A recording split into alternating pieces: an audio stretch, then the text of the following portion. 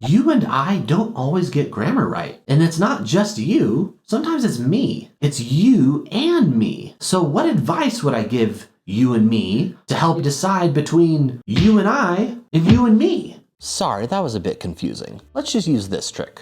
Would we use we or us? If the answer is we, go with you and I. We can't see each other. You and I can't see each other. If the answer is us, go with you and me. This bread is for us. This bread is for you and me.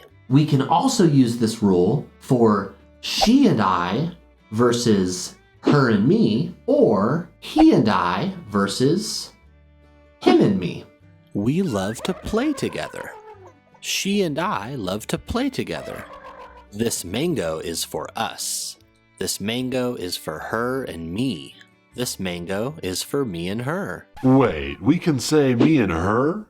Yeah, that's actually perfectly fine. Just don't ever say I and you. Even though this is grammatically correct in theory, nobody, and I mean nobody, says I and you. Now it's great to know this trick, but there are plenty of grammar mistakes you still want to avoid. One of them is the difference between has gone and has been. You're going to want to watch this video next to learn the difference.